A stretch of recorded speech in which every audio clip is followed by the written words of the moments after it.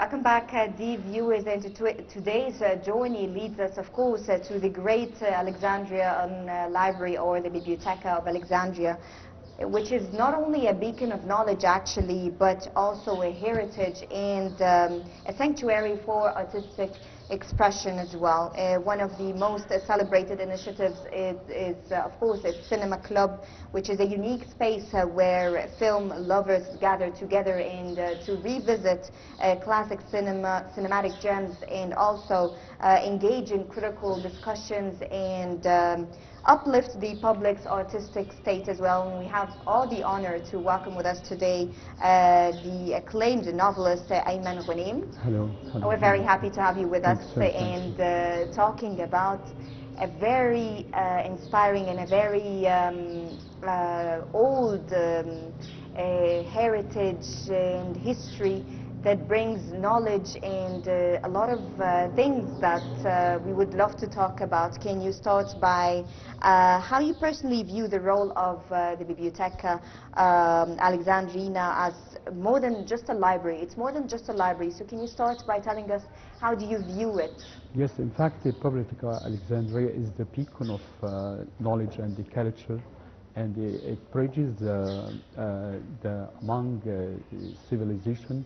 And it acts as not only a store or a place of books to read and write, but it is embarrassing its role by discussing contemporary issues and the contemporary debates, tackling all the issues that concern all Egyptian society, and the whole world issues can be discussed through most of pioneers in literature, and the thinking or the thinkers can be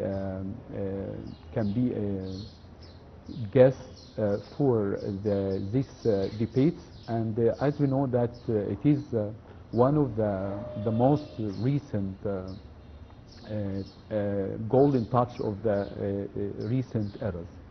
Yes, of course, and it's actually a lot of heritage, as you just mentioned, and talking about heritage, of course, and we have to mention the cinema club at the library, and it's known actually for screening timeless classics. So can you walk us through this, the cinema club, of course, at the library? Yes, in fact, this is a good way in order to summon the past with its great heritage and the comparative discussion with the recent one, and those heritage depended on the selected or curing films through the cinema club, and that may give hints all about the heritage of the Egyptian cinema from the past to the recent, and that's in this way that they are comparing recent truths with past truths. With the past, yes. Through debates, and that may attract the attention of the heritage within the new class of new concepts and new contemporary visions according to the cinema itself. But I think that even the contemporary cinema depend on the last heritage that we are proud of.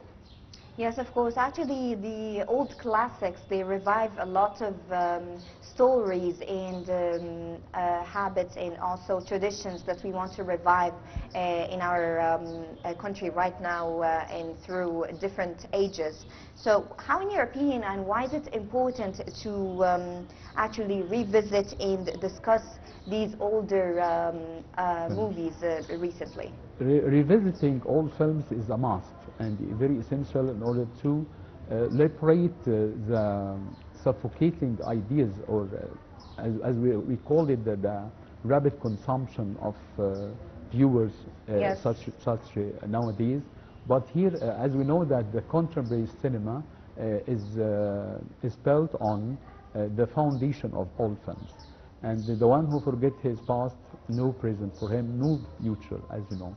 Yes. But here, for example, we are going to focus on the legacy of pioneering cinema, not only that we focus on their leadership of this art and leadership of this cinema making, but in order to just make a comparative visions according to the recent generation in order to benefit from as possible as they can.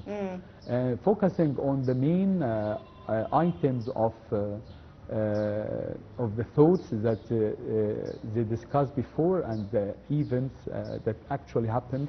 And as we know, these films capture the artistic and political, social visions of their times, and they reflect the past visions of the people around, and how can we touch our history through these films.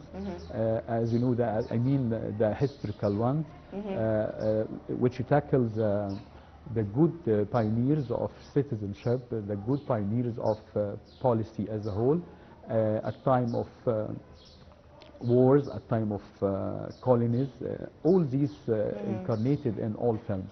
So it is a must to renew them in a new way, in a good vision, which tackles the contemporary visions which we are in need now. Yes, as you just mentioned about the recent generation and how is it, how the day is going very fast with them, and the use of technology and social media, and even the content that is produced through the social media became very short because they do not have the temper to watch long content, and it's quite fast, and we have to adapt to it and we have to cope with it. So how do you attract the young generation to actually be attracted to the old classics that hold a lot of meanings, a lot of traditions from the families that we want to, the ideas that we want to give to them, and the things that we want to revive in their personality? How do you attract the young generation to start actually coming and seeing the old classics and being very interested, in knowing more about the heritage and the classics and the traditions that we all were actually raised on? In fact, this, as we know, as you said, that the gap is growing faster and faster because we lose the recent generation lose the real identity of the Egyptian generations, or the old generation, or the Egyptian thoughts and the cultures. That we ourselves, that we find a wide gap between us as we were when we were children, and now we can't. There is the talks are lost.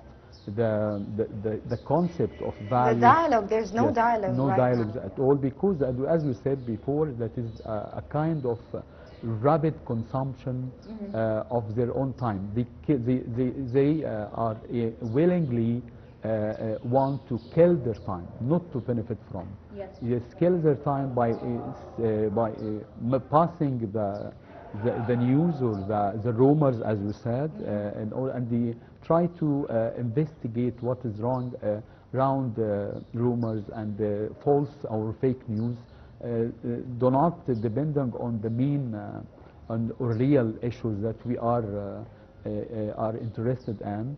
And this interest or this responsibility lied upon the educational institution from the first.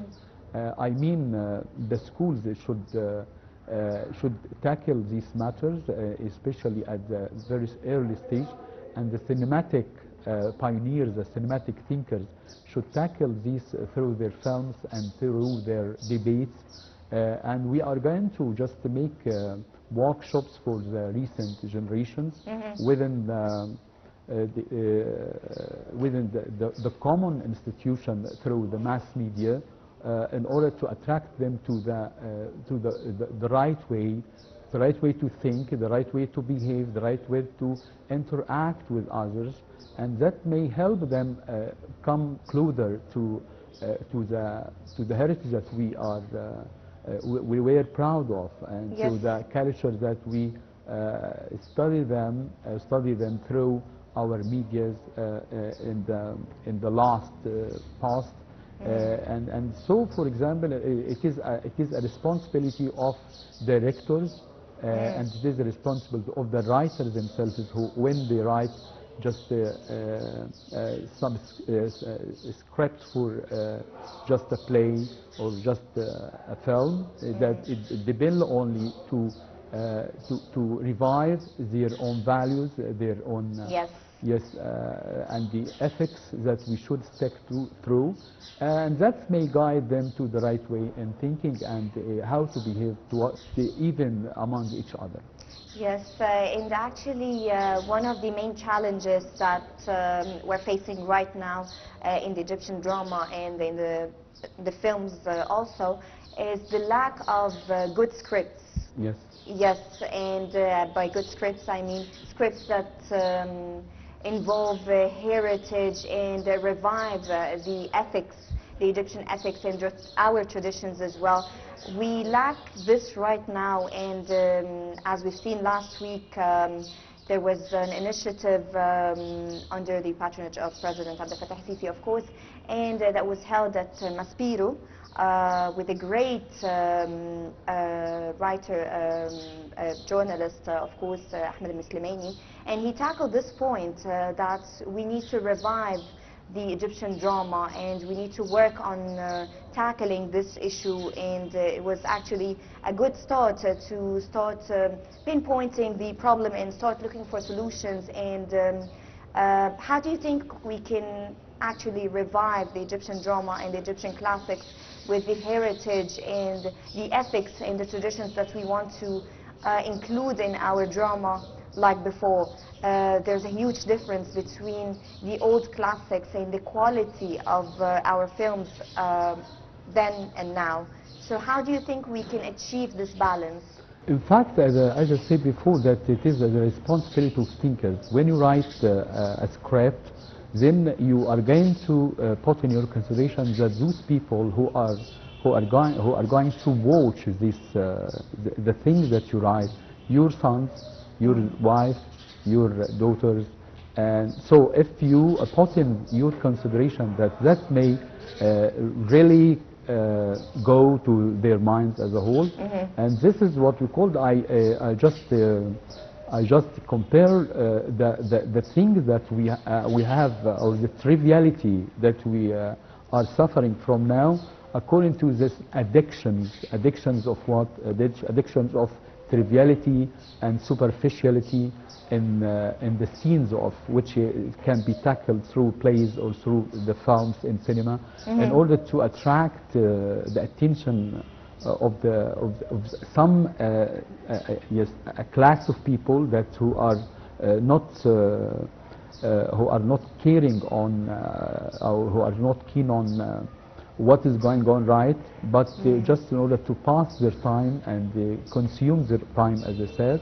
That is to say, it is the responsibility of the writers for the first time, the directors, and even the actors, that the actors should believe in their role in forming the identity of generations, because as you know that young people should imitate and should take the hero or the champion of even a game, of even a play, or even anything that's just a role model. So that put your in consideration that you may be a good role model or a bad example of people. That when they tackle all these through their films or their plays or something like that, and they know that there is a good touch in order to intensify the norms of society, the norms of our values, the norms of our ethics. That's to say that may guide them to the right way, and they deal with that. There is a message through the things that they do. So, and every one of them is a real messenger for ethics, for values that they are going to stick to. And rebuilding the societal norms, reshaping them back again, because we kind of lost the track of the societal norms and the Egyptian traditions and ethics. So that's quite interesting, and I think we're good to go in this. Inshallah. Novelist Ayman Ghoneim, thank you so much for your valuable time and your valuable insights regarding this issue, and reviving the classics, of course, is a very important thing, as it's a medium for storytelling and for passing and inscribing the ethics that we want our kids or our future generation to know. Thank you. Thank you so much. Thank you very much. Thank you. Dear viewers, a short break and we'll be right back.